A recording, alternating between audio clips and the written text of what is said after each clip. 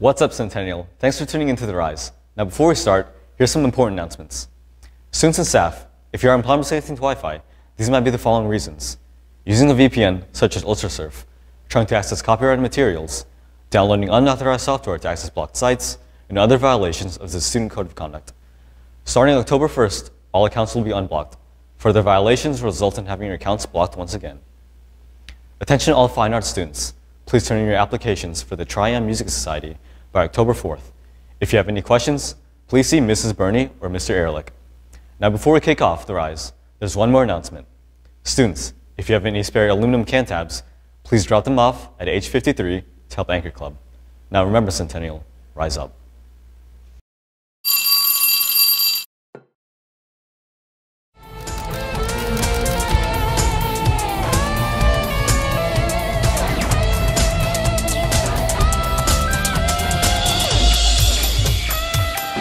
I found it, Mr. Beekner. What'd you find, Caleb? Episode 2.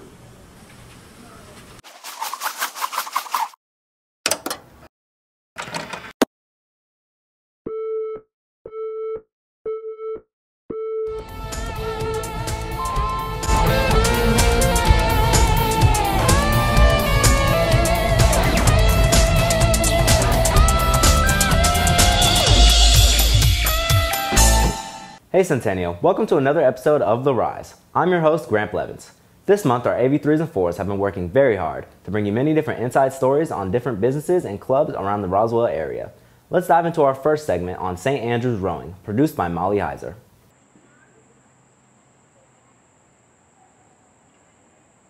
St. Andrews Rowing is a good opportunity for people to discover their athletic abilities. I like rowing because it's very interactive and it requires a huge commitment, but it's like a very worthy commitment because whatever you put in, you get out. It's almost like a gateway into college. I feel like that's what it's really good for, just the sport in general. I like rowing because we get to go out in the water and we get to have fun and really gets us prepared for competition. I like rowing because I met a lot of new people when I joined, and it's a good workout and helps me push myself every day. I love the thrill of the competition, you know, putting everything I have out there. On a typical day of rowing, you will go out in the water, do some drills to work on your technique, and then you'll do pieces, which are like exercises. We do like laps around the church like to warm up, and then stretches. And then either we go on the erg machines in the erg shack, or we go in the water, and they're pretty brutal workouts. So yeah. Or you'll erg, which is just all exercise, and it helps build up your endurance and strength. A good rower is someone who's just dedicated. They work for their teammates, not themselves. Our team is really young this year because we graduated like half of our girls last year. So we're very, very young, but we're always open to more younger people and more rowers. To be a good rower, you need to have good mental strength, like to push yourself past your limit. Like a good drive and effort and determination. It takes confidence and it takes endurance. And have a lot of motivation. If you show up every day, you'll probably get a scholarship and you will get a good workout in. We do really well at regattas across the board, from our 3V to our 1V, and even last year we made it to nationals. So I'm Coach Jake. I'm the men's head coach here at SA. My name is Jason Barrick, and I'm the head coach for the women's program here at SA. This is my 5th year. I've been here 2 years. This is my 3rd season as the head coach. SA Rowing has been around for, I think, 25, 30 years, give or take. Around 1990, I think, is when the program started. So usually we have somewhere between about 45 and 60 guys on the team at any given point. We build throughout the season, so usually kind of end the season at about our higher numbers. So as far as races, we go to about 3 in the fall and 3 to 4 in the spring, usually staying local like Tennessee and Florida, but we do usually have about 1 to 2 that are remote. So this fall we're going up to Boston. And then in the spring, last spring, we went to Cincinnati and to California for the national championships. What does it take to be a good rower? Generally looking at a lot of cardio. So a lot of the guys we get competed in other sports coming, to rowing. So usually some of the best rowers were swimmers or cross-country runners because they have really good cardio. To be a good rower requires mental toughness. I'd say that is probably the most important thing. I've got small kids that are just incredible at the sport. And when you think of rowers, you think of big people. Our captains both are not big girls at all, but they are just tough. They endure the pain and they push through it because it's a very physically demanding sport. And I would say mental toughness is probably the most important thing that an athlete has. My first year we raced a men's lightweight 4, so 4 guys were in the boat. And they made it to the national championships and finished 6th in the nation. And then this last year we raced a heavyweight boat and we finished 14th in the nation. We had an oar break at the national championships, but still finished 14th, so not bad. The girls' team's success has been on the rise since I've been here, which has been really cool to see. We just had our best season this past spring, maybe in SA history, which is really encouraging. And we got a lot of new faces this year, so we're looking forward to the future being even brighter than it's been to this point. So we're pretty excited.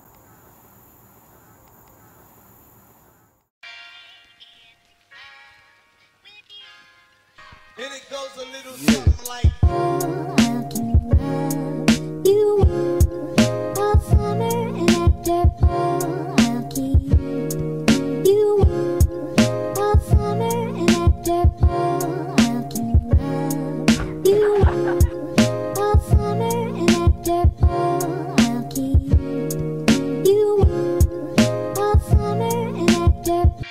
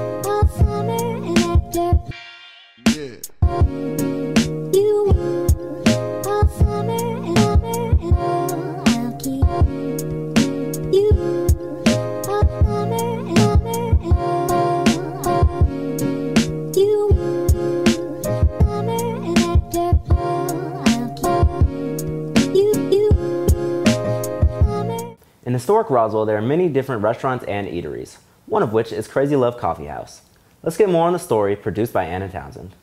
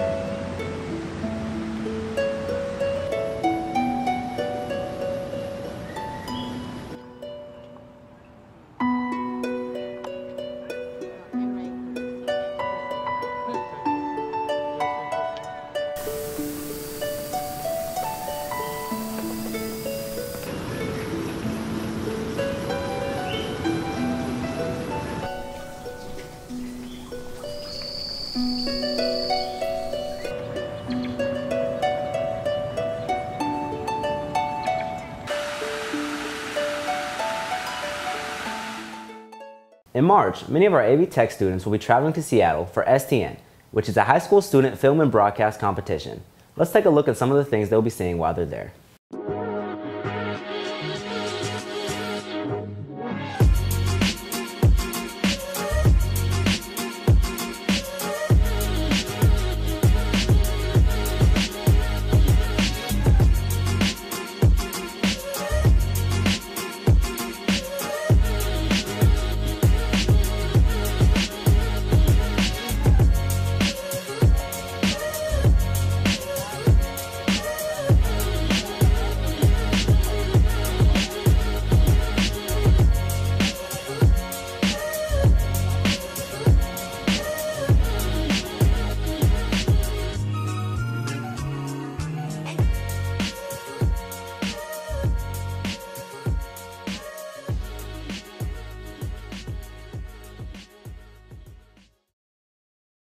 I videoed various students from my high school. Some were close friends, but some we were meeting for the first time.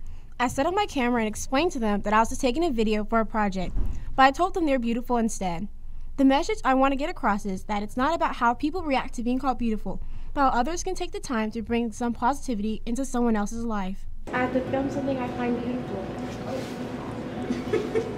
Yeah, and I think you're beautiful. Well, thank you. Doing a project, and I was assigned to film something I find beautiful. Oh, thank you. Yeah, I think you're really beautiful. Can I give you a hug? Yes. Oh, thank you. Aww.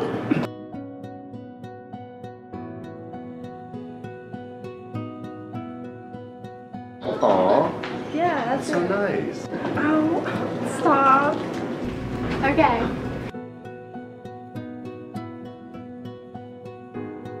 Ah, thank you.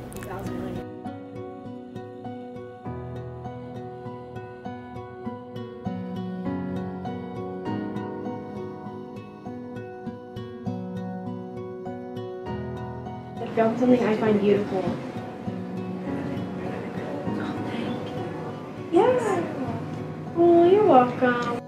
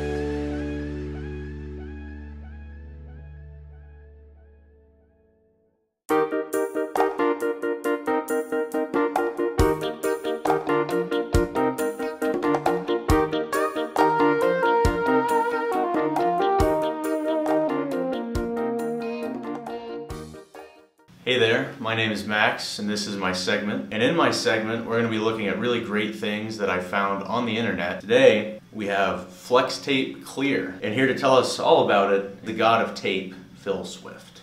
Hi, Phil Swift here for Flex Tape Clear. The super strong waterproof tape. Flex Tape's triple thick adhesive. It's triple what? Triple adhesive instantly bonds to the surface, stopping the toughest leaks while remaining virtually invisible. Phil, that's not invisible. I mean, I can clearly see it. It's on the bucket right there. Come on, Phil. Flex Tape Clear is so strong, It even works underwater.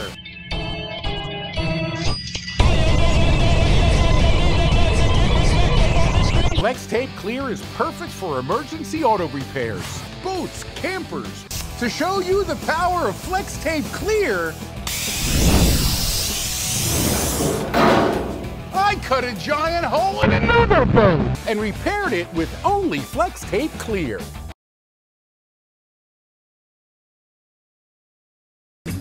I don't believe you. Not only does Flex Tape Clear's powerful adhesive keep all the water out of the boat, but even in shark-infested... Phil, why are you in shark-infested? What does that have to do with tape? Are you all right, Phil?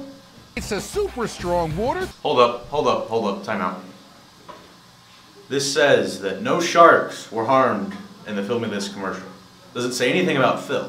Does that mean that Phil was harmed in the filming of this commercial? I'm getting kind of nervous about that. Seals out the elements, and you can see right through. No, Phil. See, I don't want to be able to see that. That seems horrifying. And even in the most extreme conditions. Phil, that's not the most extreme condition. Now, it might seem extreme because you're on a boat made out of tape. Wahoo!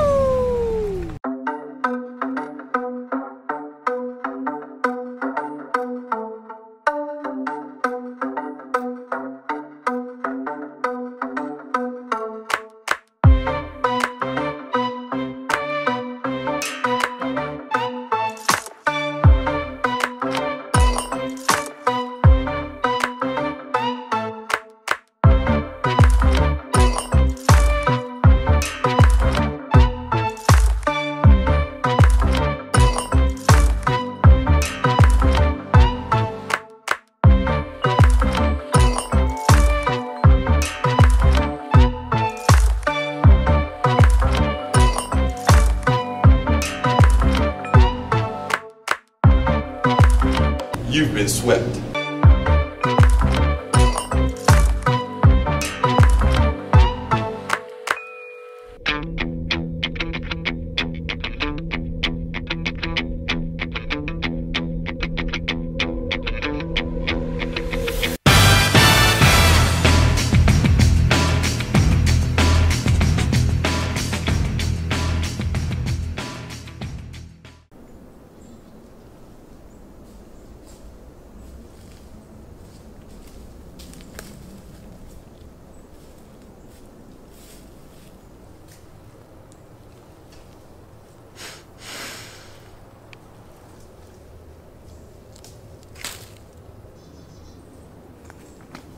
What are you doing? I was just like grabbing the leaf and like... No. What are you actually doing? I mean, dude, forget that. There's a treehouse.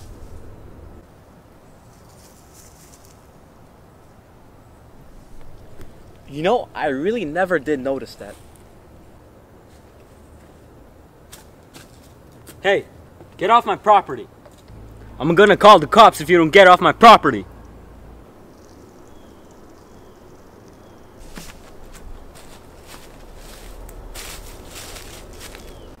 Listen here. I'd like to buy that treehouse from you. My treehouse? You can't have it. Listen, buddy.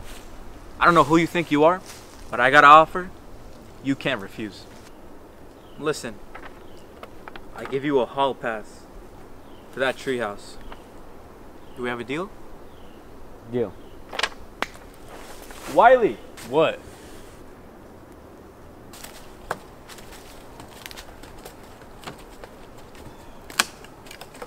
You know what? This place is actually not that bad. I mean, we need to get some windows redone, but like... there's a TV, at least. Hey, can you turn the TV on? Yeah, I got you. Hi. My name is Bill Gates, and I am the founder and creator of Microsoft. We would like to show you a tablet that can replace your laptop.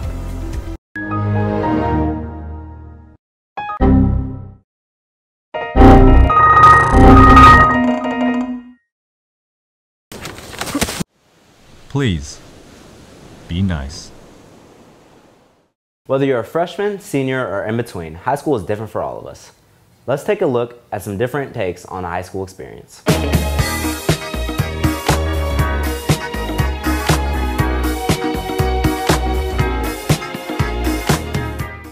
Hi, I'm Cassidy. I'm a freshman here at Centennial, and high school is definitely different than middle school, but it's not too hard.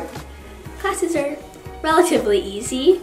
My favorite subject is math, but Spanish is a struggle, okay, that's just, ooh. And yeah, it's been pretty good so far. I'm Reese. I'm a sophomore in high school, and it's very different than being a freshman. They expect a lot more out of you. Not sure how I feel about that quite yet. I've enjoyed my experiences though. I've gone to more football games than I did last year, made some more friends. It's been pretty neat. I'm Ethan. I'm a junior. Junior year could be either the best year or the worst year of your life. It just depends what you make of it. This is the year that colleges start looking at you. Really, it's the most pivotal year for really your future. Junior year, it's really just all of high school year. You have to make it what you want it to be. So if you don't go to football games and you don't do any clubs or any sports, you're not gonna have that much fun. So you gotta make high school what you want it to be. What's up? I'm Grant. I'm a senior, and from high school, what I can just say is every year, like, it's just the struggles in every year are like different. Like freshman year, you're worried about, oh, let me get to my classes, like just the little stuff. By the time you get to a senior, you're almost an adult. Like you gotta worry about going to college, applying, stuff like that. And really, what I've learned is just high school is gonna be what you make of it. If you don't really do anything, stay in the house, then you're probably not gonna have a lot of fun. But if you go to events, get involved in clubs, like do well on your schoolwork, then you're gonna have a good time. The Chattahoochee is the most recognizable river in the whole state of Georgia. It is a lot more than just a bunch of muddy water. It brings numerous monetary and recreational benefits to the whole state. The Chattahoochee is regulated and controlled by 13 dams that are responsible for generating hydropower and electricity. Besides just providing a reliable source of energy, the Chattahoochee supplies 70% of Metro Atlanta with drinking water. That's about 300 million gallons per day, or approximately 109 billion gallons per year. Think about how much water that is. In just one day, that river provides 300 million of these jugs of water. That is absolutely insane. Besides providing many parts of Georgia with water and electricity, it also provides a home to many different types of aquatic life. It is inhabited by about 24 species of freshwater aquatic turtles, about 37 species of salamanders and sirens, 30 species of frogs and toads, and last but not least, it is also home to the American alligator. Finally, the Chattahoochee gives the whole state something to do on those hot summer days. Here, you are able to go cycling, hiking, fishing, tubing, canoeing, and much more. I'm glad that we have such a great resource in our state, and you should be too.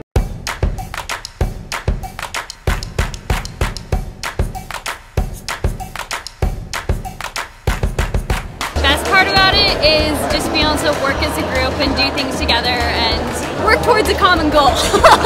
What a good career.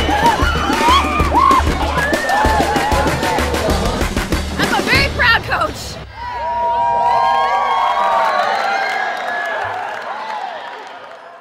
.1080 is the STEM conference sponsored by the United States Army on October 23rd, Science, Technology, Engineering, and Math. We'll be able to fly drones, we'll be able to race cars, computer science, robotics related things, like game development, like Fortnite, Call of Duty, Battlefield. Hey, I can make money this way. It's helping the world. How do I get to this 1080 Expo? I know, I'll text Malik. Hey Cameron, I need you to go to IAT and handle something for me. Don't worry, I got you. Malik sent me. All you gotta do is get these permission slips filled out, give Ms. Robertson $10 and you'll be straight.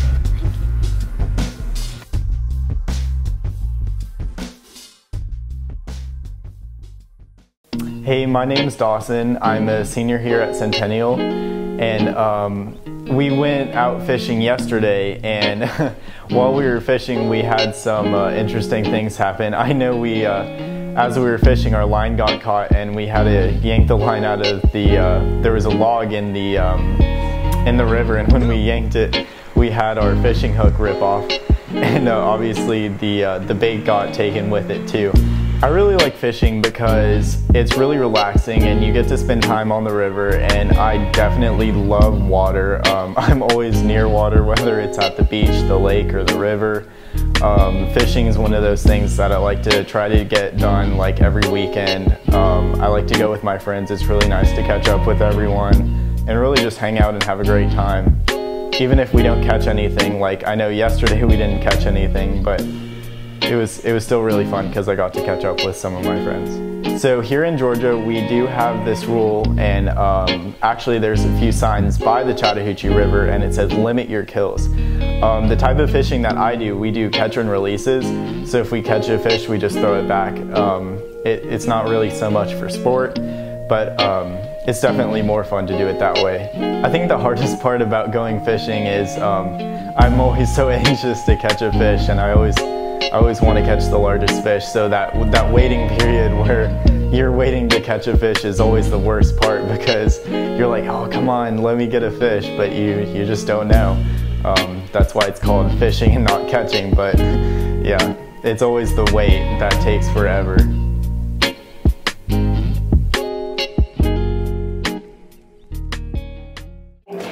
My name is Laura Purcell. I am the Marketing and Events Manager for Fur Kids Animal Rescue. I've been working for Fur Kids for about a year. So I first got started in animal rescue back in college. I volunteered at the Athens-Clarke County Animal Control while I went to UGA. I graduated with a public relations degree and then started, obviously, a different job. But even then I volunteered with Fulton County Animal Control in Atlanta.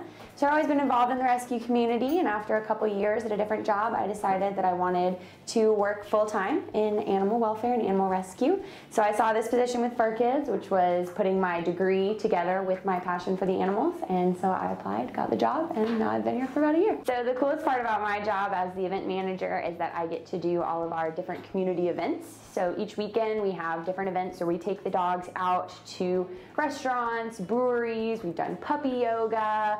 This weekend we're doing a book signing. So every weekend we do something different, festivals, things like that. So it's just really great to get out there and meet new people. The dogs have a lot of fun doing all these different things, and it just lets people see the dogs in more of a real life way as opposed to in the cages at the shelter. So if you're interested in adopting, our shelter is open 7 days a week. You can go on our website, furkids.org, and see all of our adoptable pets, dogs and cats. And then if you are interested in volunteering, we do have volunteer opportunities at both of our shelters, at our 3 thrift stores, and at all of our off-site events. So again, you can go on our website, furkids.org, fill out a volunteer application, and our volunteer coordinator will reach out to you to schedule an orientation. I mean, I'm very confident, and I don't think I can be stopped. I want to win the region and go deep in the playoffs. I was the #9 player in the country, #1 receiver in the country, #1 player in Georgia. I was running a route and Max threw it kind of high, so I was going to jump for it. So when I wanted to jump, my cleat got stuck in the turf.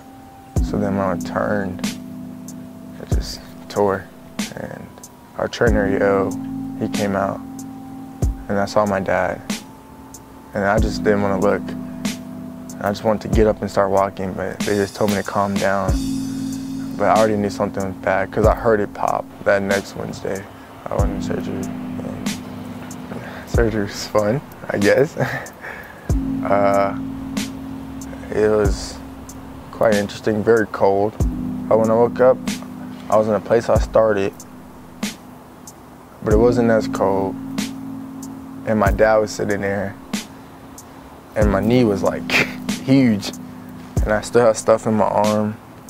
IV, I think, and this lady was talking to me already, like I was awake. Now I can't just do normal things. Like I can't walk to class. I can't just get up and sharpen my pencil or something like that. What I get asked a lot is, what happened? How do I feel? Am I okay? Yeah, I'm okay.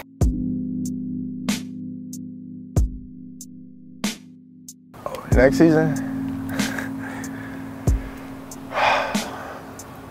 I don't know. Where announcing additional sanctions against the repressive regime, targeting Maduro's inner circle and close advisors.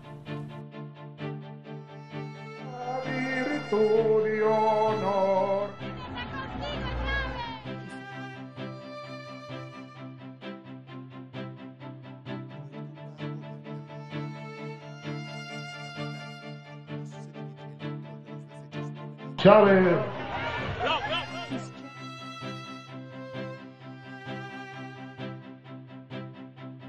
Ustedes elijan a Nicolás Maduro como presidente de Venezuela.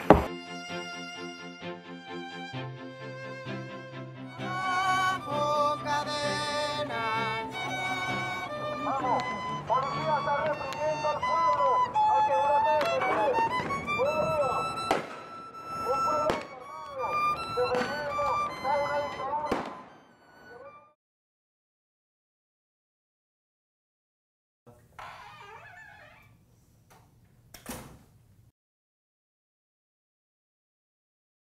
Bueno, se sufre de diferentes maneras, ¿no? Se sufre económicamente, socialmente y políticamente. Económicamente, porque la economía del país está devastada. Socialmente, porque la sociedad está destruida por el simple hecho de que el gobierno haya tomado unas decisiones que han afectado al pueblo y a la sociedad. Y políticamente, porque desgraciadamente vivimos en un comunismo en el cual controla absolutamente todo el país. Pues mira, fíjate que ver desde una perspectiva externa el problema venezolano duele de cierta manera porque sabes que tú una vez estuviste allá, o bueno, en mi caso hace muy poco estuve allá y estaba muy mal, Venezuela realmente estaba muy mal, pero cada día, cada segundo que pasa Venezuela va empeorando y empeorando y pues sí duele porque sabes que tú estás bien aquí, pero tu país no, tu patria no y pues te duele tu patria porque es tu gente y pues sí, de cierta manera es difícil y doloroso. El venezolano que tiene la oportunidad de irse del país y quiere, huyen del país hacia cualquier lugar. Para acá, para Estados Unidos, Colombia, Brasil, Argentina, Chile, Ecuador, Perú, Canadá, España, cualquier otro país menos Venezuela.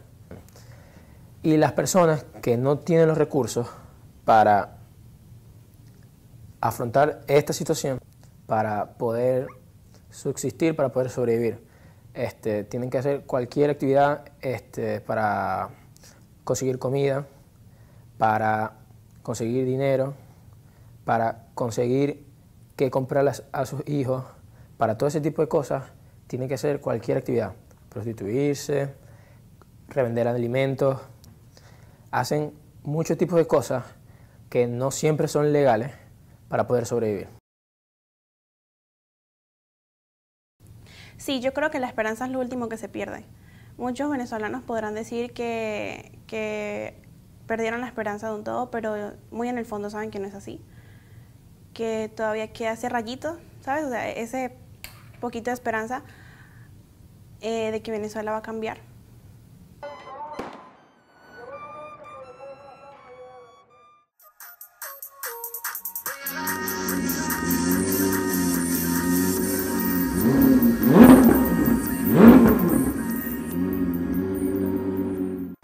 What's up, Centennial? My name's Dawson. We're here at Goldcrest Motorsports, and if you like going fast, you'll want to stay tuned. You'll get what I mean in a minute.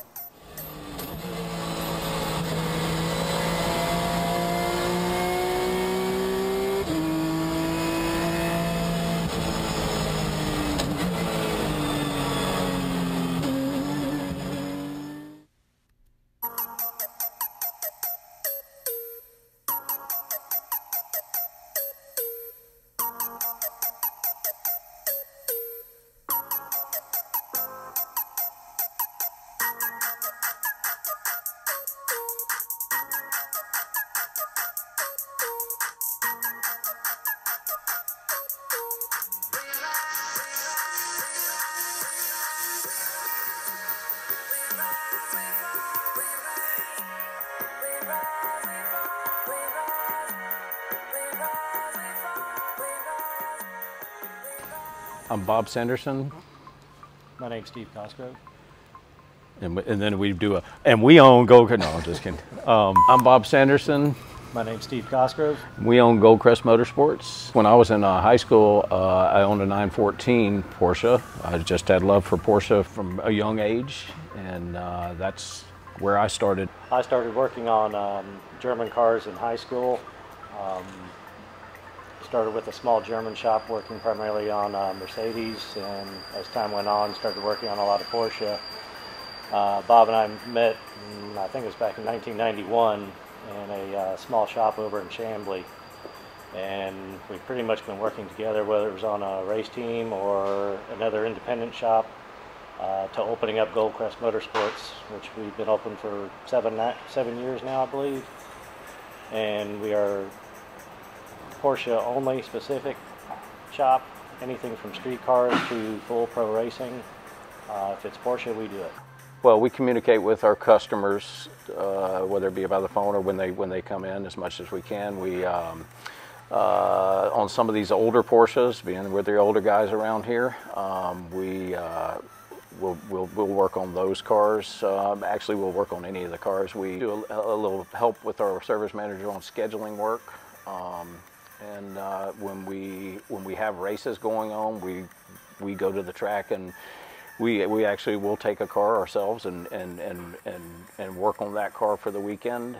Make sure that it's prepped and ready and safe to go onto the track, and then also we run everything else at the same time. So yeah, that's actually one of the builds, and that one back there is going to be Patrick Dempsey's.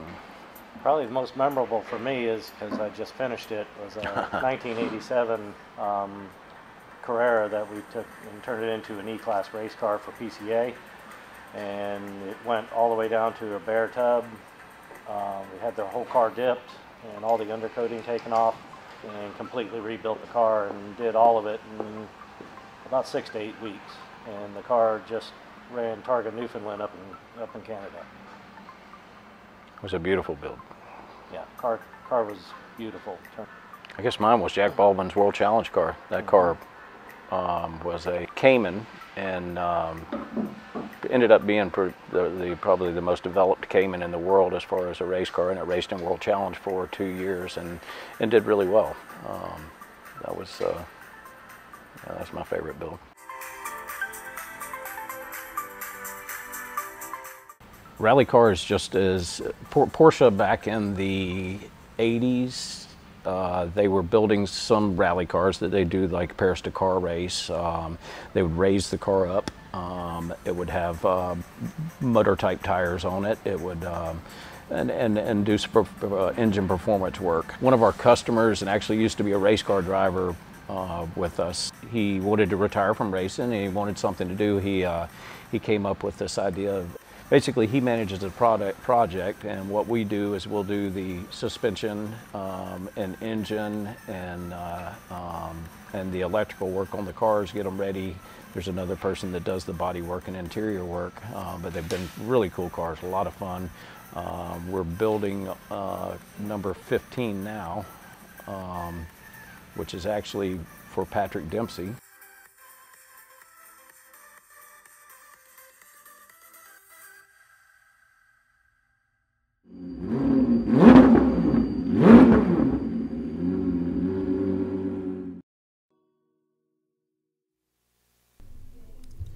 Dear Mary, this letter was actually inspired by the one that you gave to me on my birthday a few years ago. The first birthday when we were together. And I just thought, you know, since we haven't really talked in a long time, it would just be, you know, good of me to return the favor. And there's just a lot of stuff I really need to get off my chest, and I'm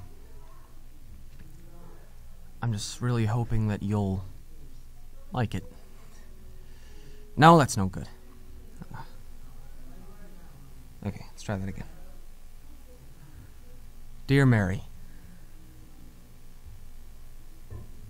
There's a lot of things I'd like to say, and I'm not very confident that I can formulate the words necessary to convey it all. So that's why I'm choosing to write all this down for you. I've been thinking a lot in the past few weeks, and I just cannot stop thinking about you. No.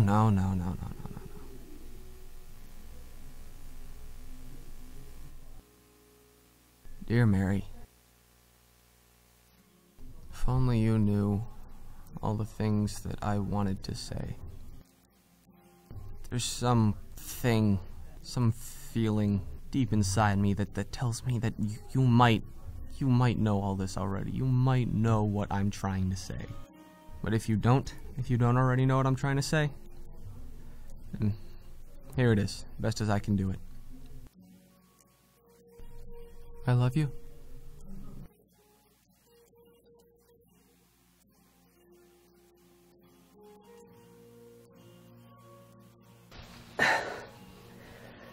Hey, Mary.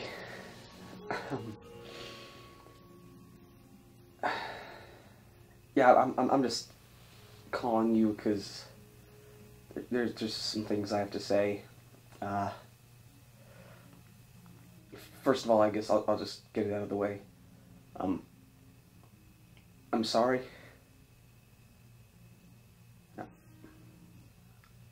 I'm sorry.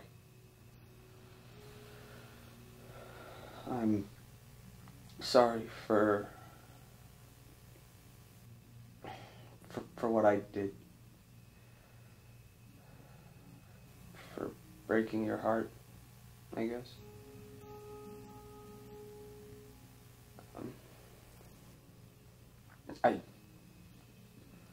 I wish I had not done that. No, that's just what I'm trying to say is that I have regretted it. Yeah, ever since, really, yeah. And you know, I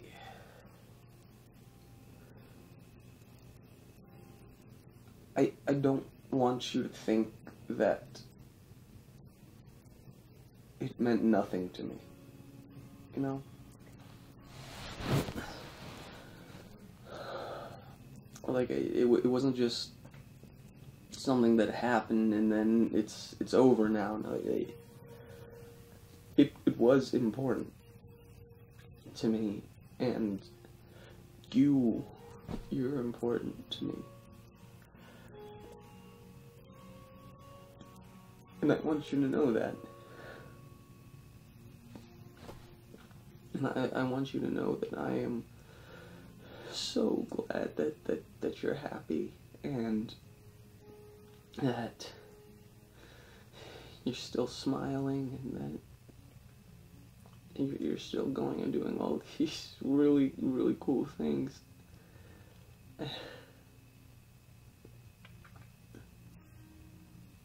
I just wish I could still talk to you.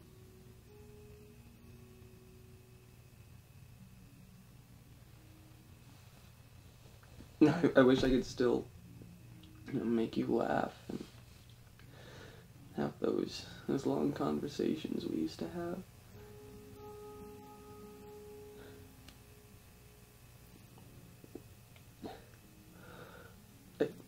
I wish I could talk to you for real.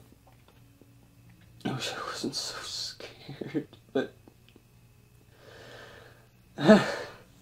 guess not. I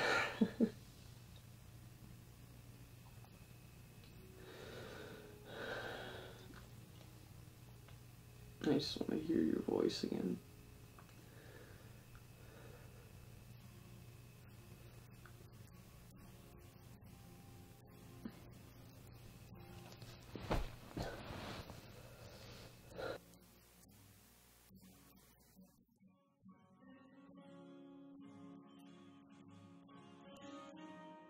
Thanks for tuning in to all the great stories we had for you.